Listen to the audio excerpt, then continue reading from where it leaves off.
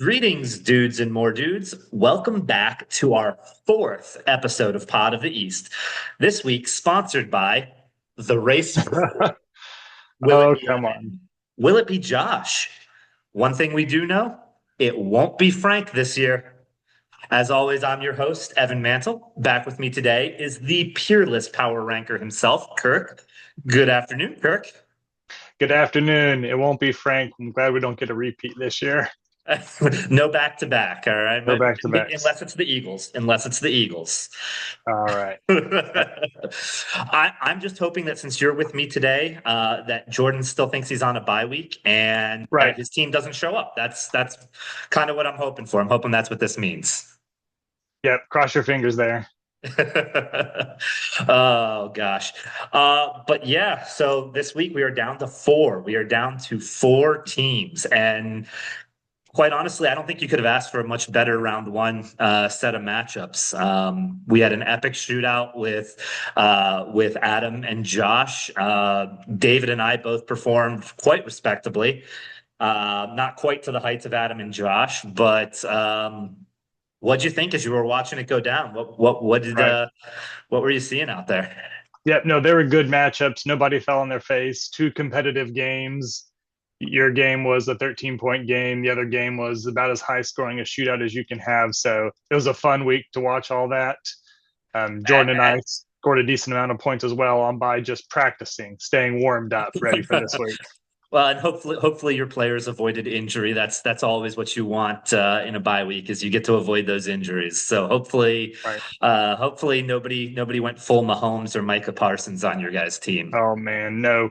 Thankfully, I think we're all right. We sadly get to say goodbye to David and Adam.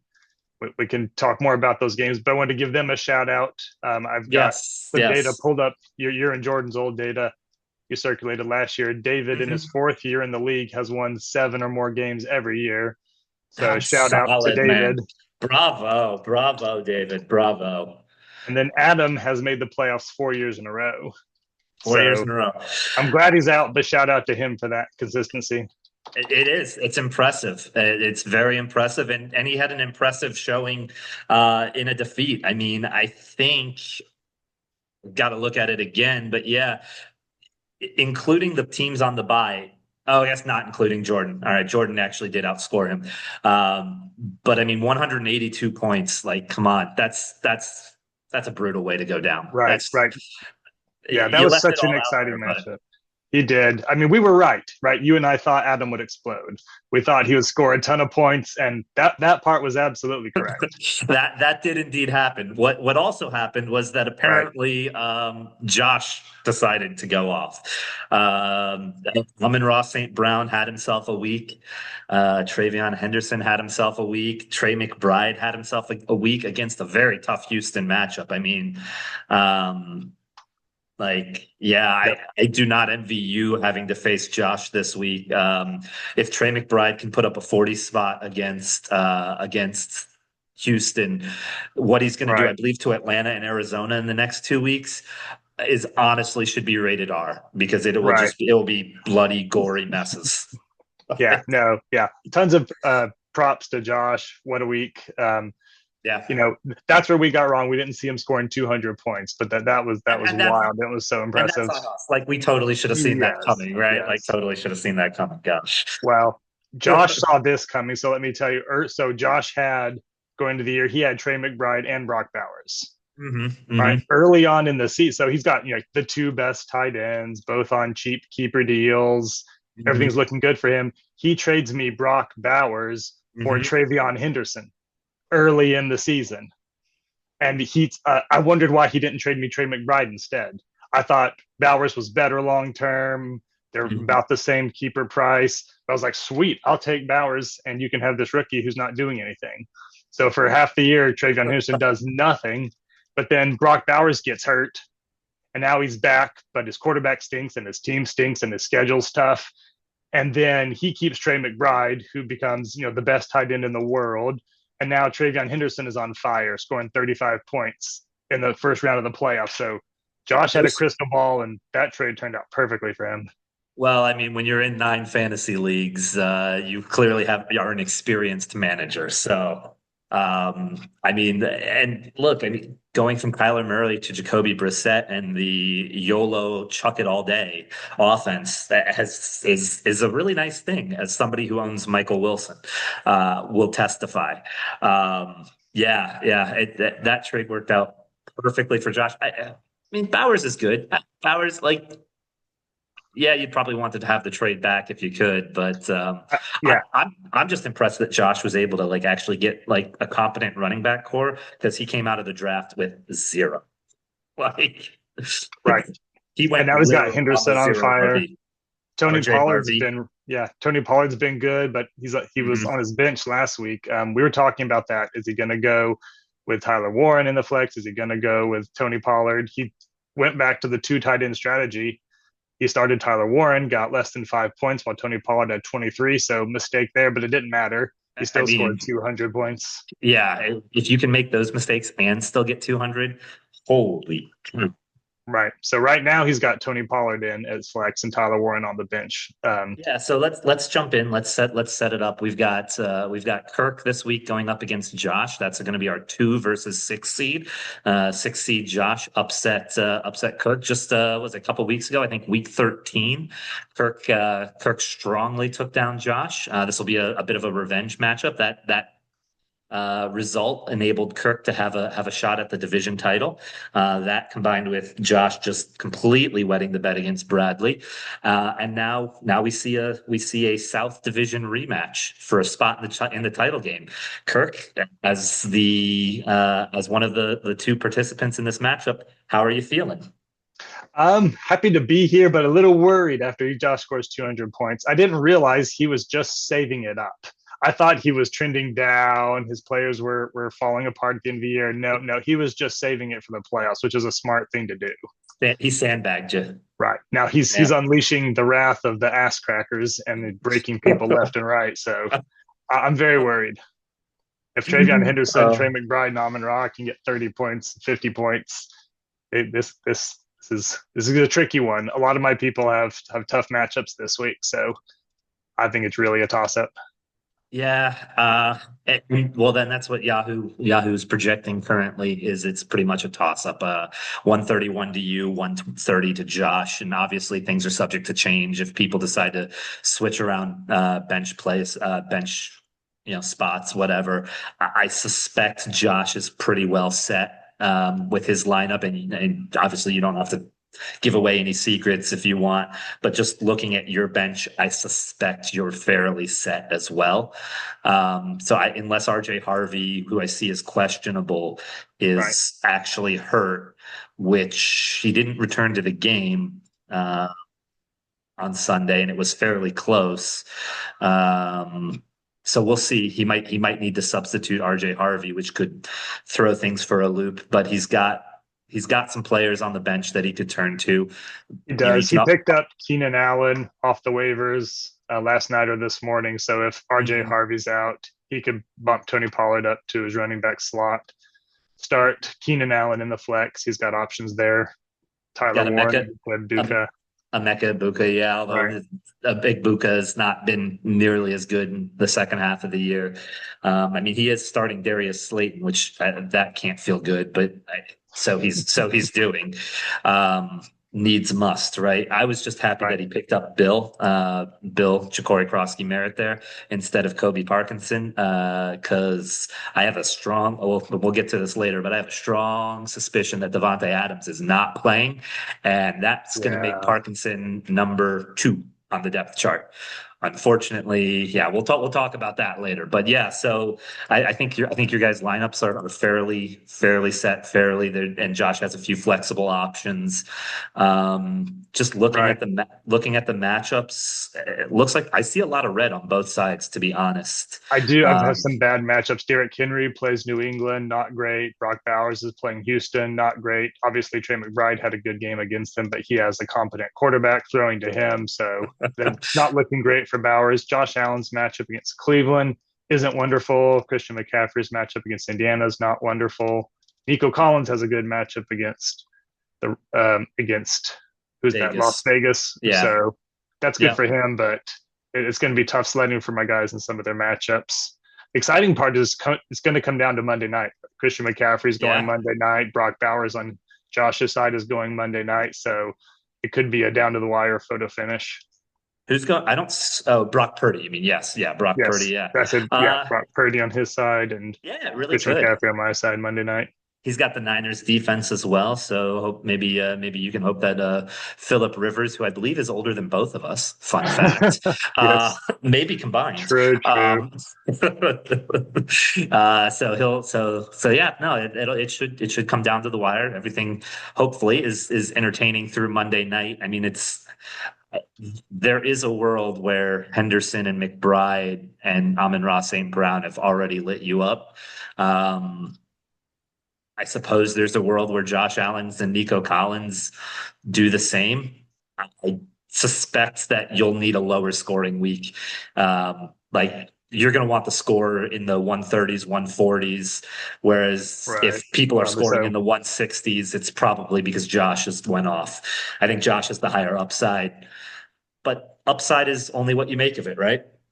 Yeah, he's got a lot of upside players as we saw last week. So it's going to be an exciting one. I think my lineup's pretty set. I'm tossing back and forth Rashid Shaheed versus Chimere DK,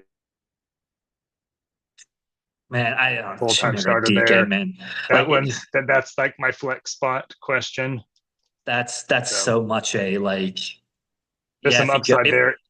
if he goes, yeah, it's a big upside play, but like big delta between the floor and the ceiling. Big Absolutely. And delta. that's, yeah, I mean, Shaheed and DK are in play because of their return yardage. We get partial points for return yards. Otherwise, they really wouldn't be in play, but they've had 18 and 20-point games, each of them, because Just of their return potential. hmm Another thing to throw out there, I saw you picked up Michael Carter. It's a nice pickup. I can tell you, Bam Knight is done for the year. He's on my IR slot, and he is done. So it looks like it's going to be Michael Carter's backfield. Trey Benson has already been ruled out for the year, so it looks like they're going to roll with DeMercado and Carter in it. From everything that I've read and what we've seen the last 2 months of the year, is that if it's between Carter and basically if it's between DeMarcado and anybody else, they're going to run anybody else. I don't entirely Right. understand why, but that's what they do. So he's going to be their RB1. Atlanta's not a complete black hole on Right. a run defense. Something to think about. For You can sure. always slide Nico Collins into the wide receiver spot and flex Carter. Uh, Right.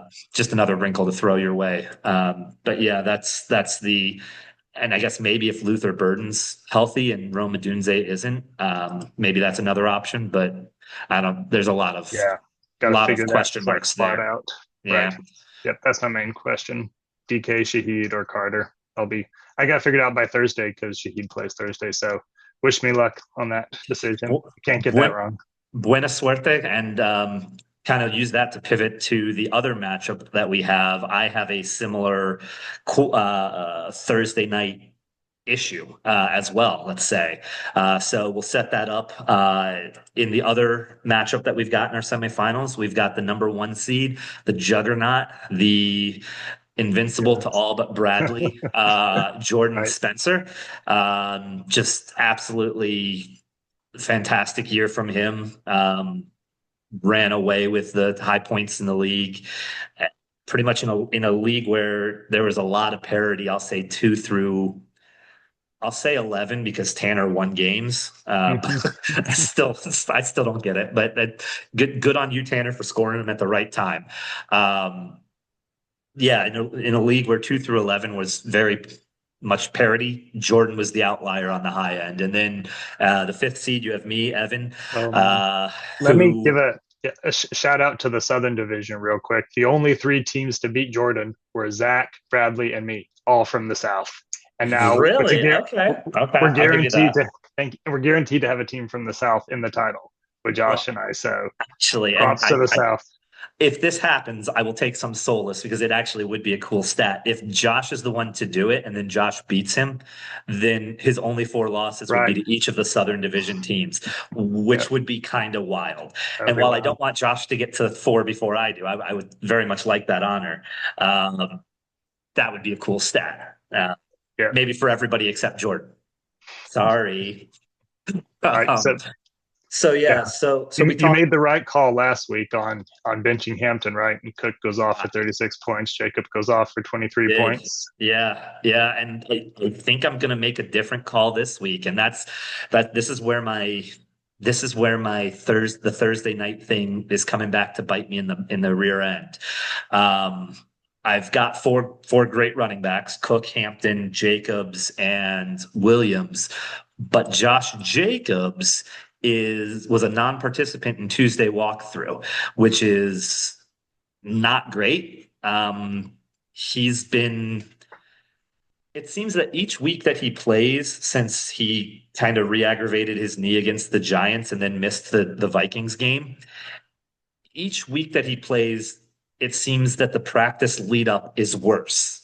Like I remember going up against Detroit through Thanksgiving, they were pretty quick to say that he was going to play because he sat out Minnesota.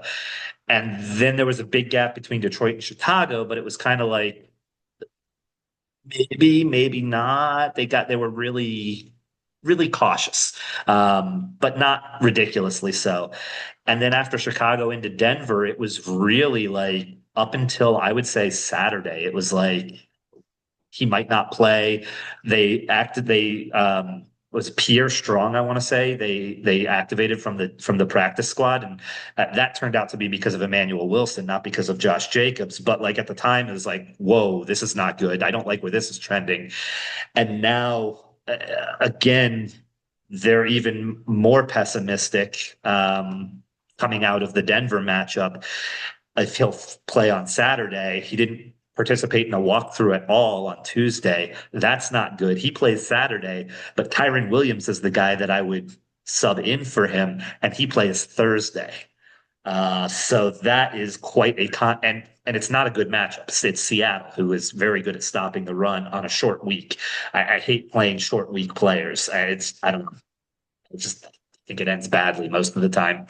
Um, Yeah, tough so call there. yeah, Kyron has the upside of if Devontae Adams out, maybe there's more goal line touchdowns going to the running back, but then that's a good Seattle's a point. tough matchup. Yeah, Seattle's a very So tough matchup. I think it's my hardest running back matchup out of the four running backs I've got. It's the hardest matchup. I don't love Hampton just because the volume,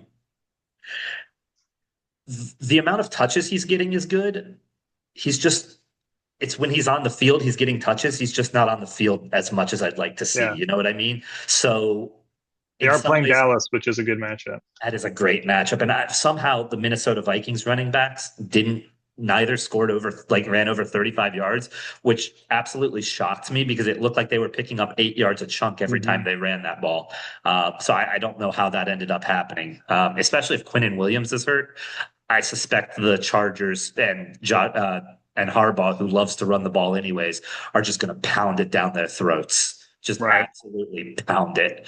So hopefully there's a couple of touchdowns there and some good yardage totals. right. Yeah, the But other yeah. wrinkle there is if you're planning on starting Colby Parkinson as tight end, he and Kyron can't both get the touchdowns. Mhm, So if mhm. you're gambling on the touchdowns going there, I think the bigger upside is Josh Jacobs, but you're taking the risk that you know that he plays. Well, and I hate to give Jordan a big head, but this is kind of this matchup calls for upside, You're going to need and it. Yeah, yeah, exactly right. you got to play for the big inning. You can't play to scratch a run across. This is you're not going to win Right, 3-2. You're going to win. In baseball, you're going to have to win 11-10. So right. No, on his side, he's got a lot of green. JSN has a great no. matchup. Bijan Robinson with a great matchup against Arizona. Darren Waller and tight end with a good matchup against the Bengals. Jamison Williams with a pretty good matchup. So Hmm. I it's he's going to score a lot of points. You got to bank on needing upside to beat him. What's crazy about Jamison Williams is I was looking at this, looking ahead after I felt like I'd gotten out the fair ways out ahead, and I was like, okay, this is on Sunday, Monday, looking ahead at Jordan. Pittsburgh now gives up the 11th most fantasy points to wide receivers. Going into that frigid Monday night game as of last week, they were the second they were the second worst defense. They gave up the second most Yeah, points. So like that one cold Dolphins Tua inept game dropped them all the way to 11th. All that to say, Pittsburgh's gettable. Pittsburgh is right, very gettable. right, Um, for sure. I'm sure Yeah, Jordan picked up the Bills, two waiver periods ago because he was setting his team up. I'm sure he did that. So, he ends up with a good matchup there. I like the Texans matchup though. I mean, Texas you should do. feast against Right, Vegas. That's just oof. Looks right. tasty. Yeah, I think you Uh, got the edge there on the defensive side. May have the edge on the quarterback side. Dak, if they get into a shootout, Drake may against Baltimore. It's hard to.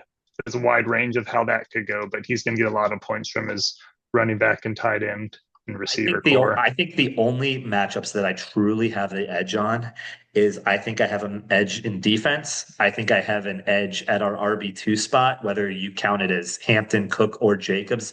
With whoever you want to count as my one, whoever Mm-hmm. you count as my two is better than Jalen Warren, especially against Detroit. That's going to be a rough That's good. matchup there for him. Yes. That's Right. gonna that's the only one where I could see him significantly underperforming. But even then, it'll be 5, 6 points at worst, I think. Yeah.